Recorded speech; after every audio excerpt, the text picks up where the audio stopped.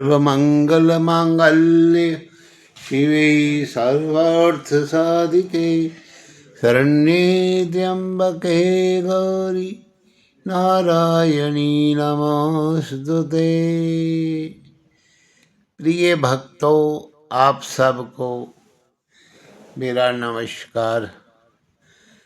आज मैं आपको श्रीमद् देवी भागवत महापुराण तीसरा स्कंद का 10वें अध्याय का पाठ जो है सुनाता हूँ। सो आप ध्यान से इस पाठ को सुने। इसमें देवी के बीज मंत्र की महिमा के प्रसंग में सत्य व्रत का आख्यान का वर्णन है। तो जनमेजय बोले कि वे द्विज श्रेष्ठ सत्यव्रत नामक ब्राह्मण कौन था और वे किस देश में पैदा हुआ था तथा कैसा था, ये आप मुझे बताइए। उस ब्राह्मण ने एक शब्द कैसे सुना और फिर स्वयं भी कैसे उसका उच्चारण किया। उच्चारण करते ही उसी क्षण उस ब्राह्मण को कैसे सिद्धि मिली। सर्वत्र विराजमान रहने वाली तथा सब कुछ जानने वाली वे भवानी उस पर किस प्रकार प्रसन्न हो गई। अब आप ये मनोरम कथा विस्तार पूर्वक मुझसे कहिए। तो सूत जी बोले कि राजा जनमेजय के ये पूछने पर सत्यवती सुत व्यास जी सरस पवित्र एवं परम उदार वचन कहने लगे। व्यास जी बोले कि हे राजन सुनिए, मैं वे पवित्र पौराणिक कथा कह रहा हूँ। हे कुरु नंदन, पूर्व काल में मुनियों के समाज में मैंने ये कथा सुनी थी। हे कुरुक्षेत्र कुरुश्रेष्ठ, एक बार तीर्थाटन करता हुआ मैं मुनियों द्वारा सेवित पवित्र क्षेत्र नैमिषारण्य में जा पहुंचा। वहाँ सभी मुनियों को प्रणाम करके मैं एक उत्तम आश्रम में ठहर गया, जहाँ ब्रह्मा के पुत्र महाव्रती एवं जीवन मुक्त मुनि निवास कर रहे थे। उस ब्राह्मण समाज में कथा का ही प्रसंग चल रहा था। सभा में उपस्थित महर्षि जमदग्नि ने सब मुनियों से ये पूछा। जमदग्नि बोले कि हे महाभाग तपस्वियों, मेरे मन में एक शंका है। निश्चय ही इस मुनि समाज में मैं शंका रहित हो जाऊंगा। ब्रह्मा विष्णु रुद्र इंद्र वरुण अग्नि कुबेर वायु विश्वकर्मा कार्तिक गणेश सूर्य दोनों अश्विनी कुमार भग पोखा चंद्रमा और सभी ग्रह इन सब में सबसे अधिक आराधनीय तथा अभीष्ट फल प्रदान करने वाला कौन है।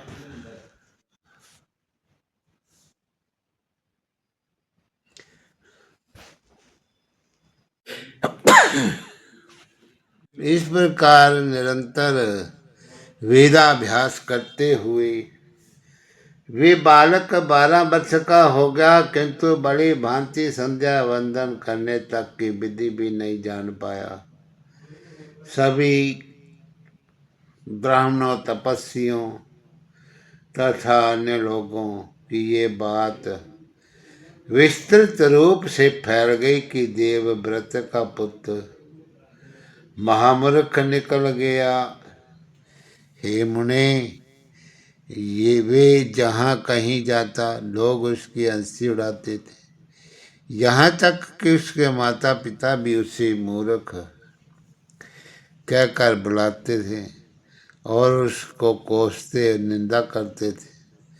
इस प्रकार जब सभी लोग माता पिता तथा बंधु बांधव उसकी निंदा करने लगे, तब उस ब्राह्मण बालक के मन में वैराग्य उत्पन्न हो गया और वे वन में चला गया। अंधा या पंगु पुत्र ठीक है, किंतु मूर्ख पुत्र ठीक नहीं है। माता पिता के ऐसा कहने पर वे वन चला गया।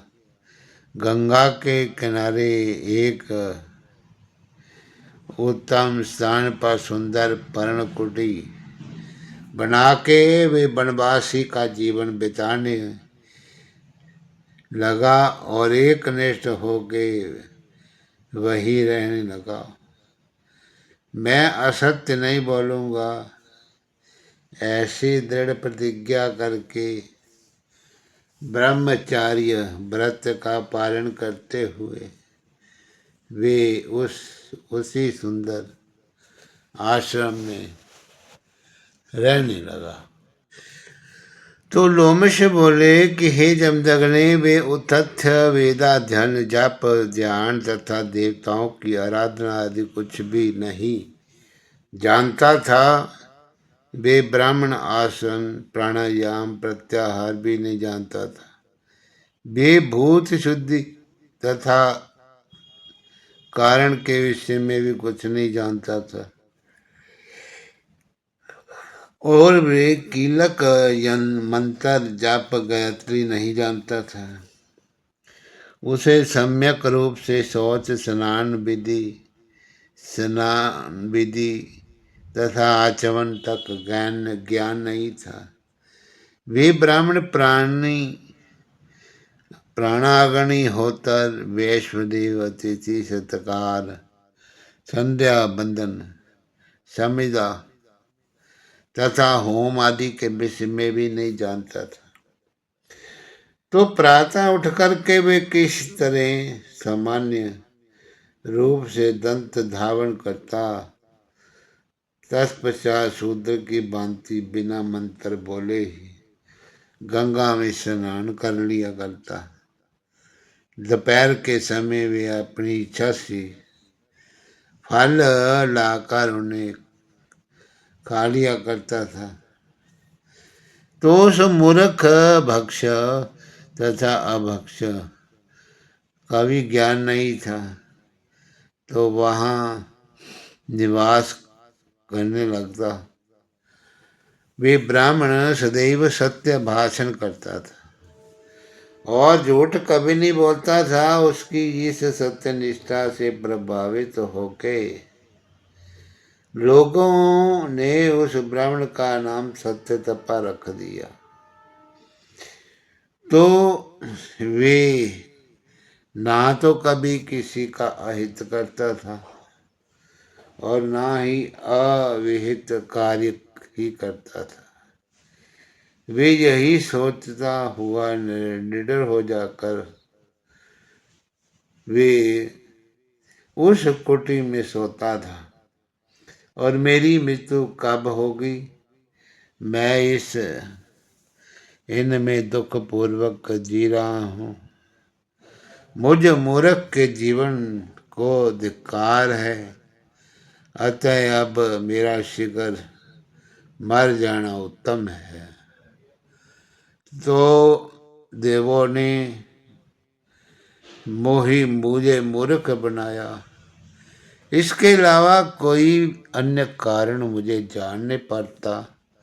उत्तम कुल में जन्म ग्रहण करने भी मैंने अपना जीवन व्यर्थ गवाया और जैसे रूप संपन्नता बंध्या स्त्री फल रहित वृक्ष तथा दूध ना देने वाली गायें ये सब निरर्थक होते हैं, इस प्रकार मैं भी निष्फल कर दिया गया हूँ। मैं देव को दोष क्यों दूं, निश्चित रूप से मेरा कर्म ही ऐसा था।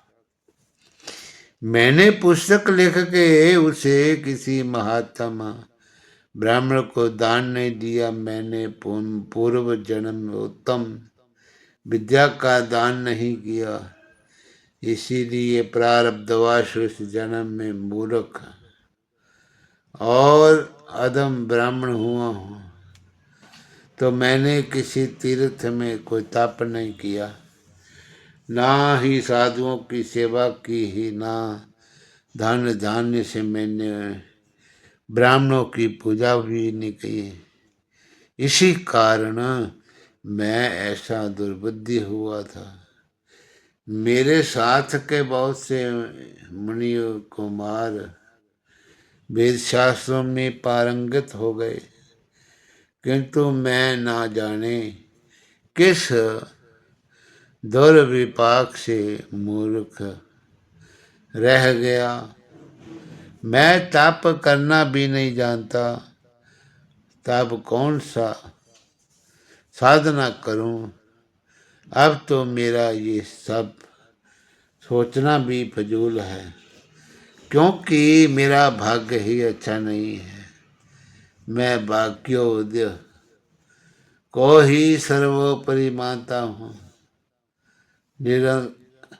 निरर्थक पुरुष को धिक्कार है, क्योंकि परिश्रम से किया हुआ कार्य भी प्रारब्धवश सर्वथा विफल हो जाता है। तो ब्रह्मा विष्णु शिव तथा इंद्र आदि सभी देवता भी काल के वश में रहते हैं, इसलिए वे अनेक तर्क वितर्क करता हुआ उस द्विज गंगा के तट पर स्थित उस पावन आश्रम में रहता था। अतः वे ब्राह्मण सर्वथा विरक्त हो गया और उस निर्जन वन में स्थित आश्रम में वे रहते हुए उस ब्राह्मण को 14 वर्ष बीत गए, पर उसने कोई किसी भी प्रकार की सिद्धि प्राप्ति नहीं हुई। वहीं के लोग केवल उसको इस प्रसिद्ध व्रत को जानते थे कि ये मुनि सदा सत्य बोलता है। अतः सब लोगों में उसका ये सूजस फैल गया कि ये सदा सत्यवती है और मिथ्या प्रवासी नहीं है। एक दिन आखेट करता हुआ एक महान मूर्ख निषाद हाथों में बाण लिए हुए उसी गहन वन में आ पहुंचा, तो यमराज के समान शरीर तथा भीषण आकृति वाला वे निषाद आखेट करता हुआ करते समय वाद कार्य में बहुत कुशल जान पड़ता था। उस धनुर्धारी किरात ने एक सुअर को तथा लक्ष्य करके बड़े जोर से खींचकर बाण चलाया। तब बाण से किया हुआ वे सुअर जो था भयभीत होकर भागता हुआ उस मुनि के पास जा पहुंचा। जब वे सुअर आश्रम परिधि में पहुंचा तो भय से कांप रहा था और उसका शरीर रकत से लथपथ था। और उस बेचारे को इस दशा में देख करके उस समय सत्यव्रत मुनि अत्यंत दयार्द्र चित्त हो गए।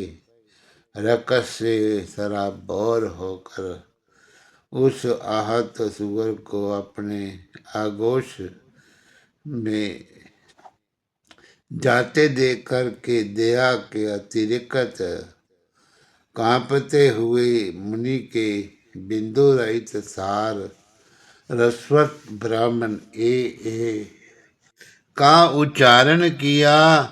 उन्हें इसके पूर्व ना तो इस मंत्र का ज्ञान था, ना उन्होंने कभी इससे सुना था, देवयोग से ही उनके मुख से ये वचन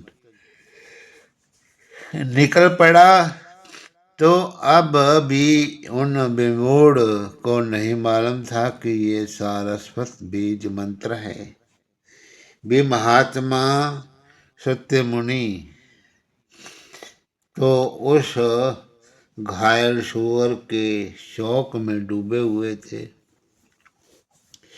इसी बीच बाण की पीड़ा के कारण अत्यंत संतप्त चित्त तथा कांपते हुए शरीर वाला वे सुअर किसी दूसरे मार्ग ना पाकर सत्यव्रत के आश्रम मंडल में प्रविष्ट होकर वहीं झाड़ी में छिप गया।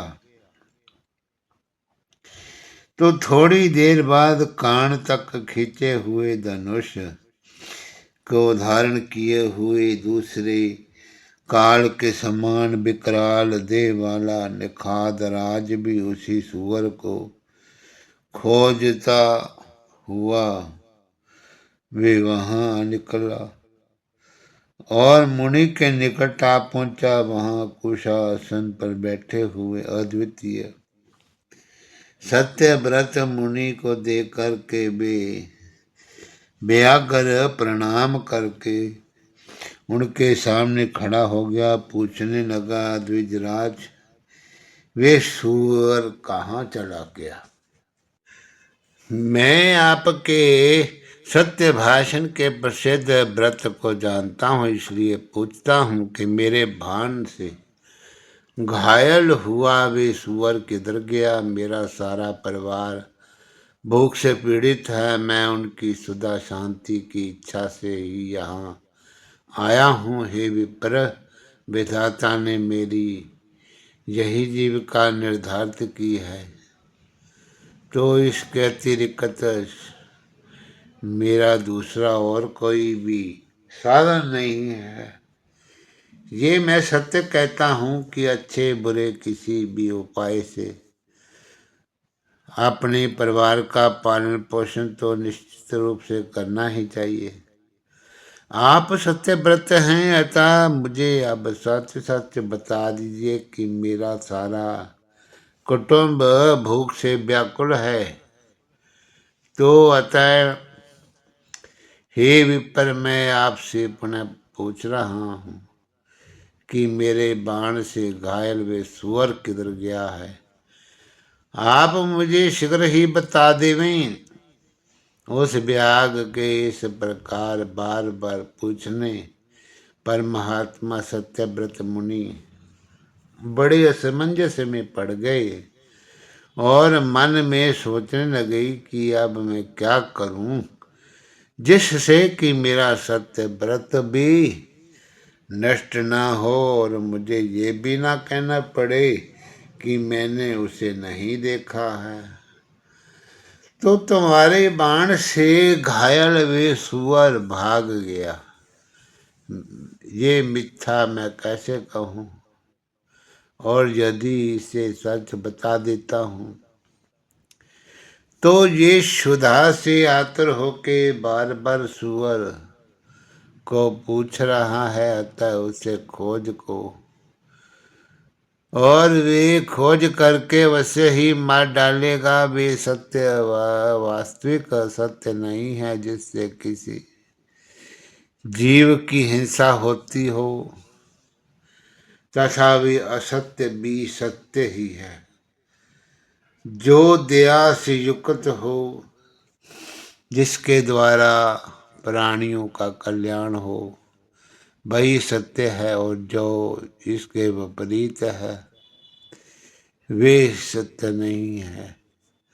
इन परस्पर विरोधी प्रसंगों में मेरा मन जो है कैसा हो, मैं क्या उत्तर दूं जिससे मेरी बात झूठी ना होवे?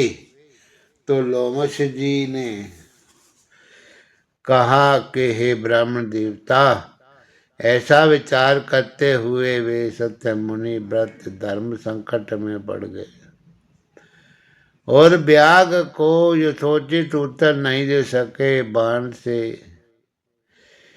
बाण से आहत सुअर को देखकर मुनि सत्यव्रत के द्वारा जो कल्याण युक्त का शब्द उचित हो गया था, उससे अपने बीज मंत्र से प्रसन्न होकर के भगवती शिवा ने उन्हें दुर्लभ विद्या दे दी। देवी के बीज मंत्र का उच्चारण करते हुए मुनि सत्यव्रत के हृदय में समस्त विद्याएं प्रस्फुरित हो गई और वे इस प्रकार कवि हो गए जिस प्रकार पूर्व काल में महर्षि जो थे, पूर्व काल में वे महर्षि वाल्मीकि और तत्पश्चात सत्यकाम धर्मात्मा तथा दयालु ब्राह्मण सत्यव्रत ने अपने सामने खड़े उस धनुर्धारी व्याध से एक श्लोक इस प्रकार कहा, जो आंख देखती है वे बोलती नहीं, जो वाणी बोलती है वे देखती नहीं, अतः अपने ही प्रयोजन की सिद्धि में तत्पर हे व्याघ, तुम बार बार क्यों पूछ रहे हो। उस मुनि के ऐसा कहने पर पशुओं का वध करने वाला वे व्याघ उस समय सुअर से निराश होकर के अपने घर लौट आया। इस प्रकार वे अत्यंत दुखी सत्यव्रत नामक ब्राह्मण दूसरे वाल्मीकि के समान कवि बन गए और समस्त लोकों में मशहूर हो गए, प्रसिद्ध हो गए। तत्पश्चात उन सत्यव्रत ब्राह्मण ने शाश्वत बीज मंत्र का विधि पूर्वक जप किया और पृथ्वी तल पर पंडित के रूप में अत्यंत विख्यात हो गए। अब ब्राह्मण प्रत्येक लोग प्रत्येक पर्व पर उसका परीक्षण जो है करते हैं और उनका यशोगान करते हैं और मुनिगण उनके विस्तृत अध्ययन की निरंतर प्रशंसा करने लगे और उनका महान यश सुन के उनके परिवार के वे ही लोग जिन्होंने पहले उसका मजाक जो बनाया था तो उनके आश्रम में आकर विशेष आदर सम्मान के साथ उन्हें घर ले गए। अतः हे राजन, उन आदि शक्ति तथा जगत की कारण स्वरूपा परा देवी की सदा भक्ति पूर्वक सेवा तथा पूजा करना चाहिए। हे महाराज जी, आप मेरे द्वारा पहले ही बताए गए सर्व काम प्रदायक अम्बामुख का अनुष्ठान वैदिक विधि के अनुसार नित्य नियम पूर्वक कीजिए। वे भगवती स्मरण करने, पूजा करने, श्रद्धा पूर्वक ध्यान करने, नामोच्चारण करने तथा स्तुति करने से परम प्रसन्न हो गए सभी इच्छित मनोरथों को पूर्ण कर देती हैं। इसीलिए वे कामदा कही जाती हैं। हे राजन, रुगन दीन शुदा पीड़ित धनहीन शठ दुखी मूर्ख शत्रुओं से सदा प्रताड़ित आज्ञा के अधीन रहने वाले या दास शूद्र विकल अशांत और भोजन तथा भोग से अतृप्त सदा कष्ट में रहने वाले अजितेंद्रिय आदि तृणायुक्त शिखरहीन सदा शक्तिहीन सदैव मानसिक रोगों से पीड़ित रहने वाले प्राणियों को देख के बुद्धि मानव को ये अनुष्ठान कर लेना चाहिए कि इन लोगों को भगवती की सम्यक उपासना नहीं है की है। इसी प्रकार वैभव युक्त पुत्र पौत्र आदि से संपन्न हृष पुष्ट शरीर वाले भोग युक्त वेदवेत्ती वेदवादी राजलक्ष्मी से सम्यक पराक्रमी लोगों को अपने वश में रखने वाले और समस्त उत्तम लक्षणों में युक्त उत्तम लक्षणों से युक्त लोगों को देखकर ये अनुमान कर लेना चाहिए कि इन लोगों ने भगवती की उपासना की है। इस प्रकार पंडित जनों को व्यक्ति रेख अनन्यास के क्रम से ये जान लेना चाहिए कि युक्त व्यक्ति जो है, क्या कुछ लोगों ने सभी मनोरथों को पूर्ण करने वाली शिवा की पूजा नहीं की है, अतः उपयुक्त विभव युक्त लोगों ने भगवती अम्बा की सर्वदा विधि पूर्वक प्रार्थना की आराधना की है, जिससे सभी लोग इस संसार में सुखी होवें। इसमें लेश मात्र भी संदेह नहीं है। व्यास जी बोले, हे राजन जी, मैंने नैमिषारण्य तीर्थ में मनीष के द्वारा क्रोध लोमेश ऋषि के मुख से भगवती ये अत्युत्तम महात्म सुना। हे राजेंद्र, हे पुरुष श्रेष्ठ, हे इस पर सम्यक विचार करके परम भक्ति के कारण प्रेम पूर्वक भगवती की सदा जो है आराधना करनी चाहिए। हरि ओम तत्सत। नमो नमः।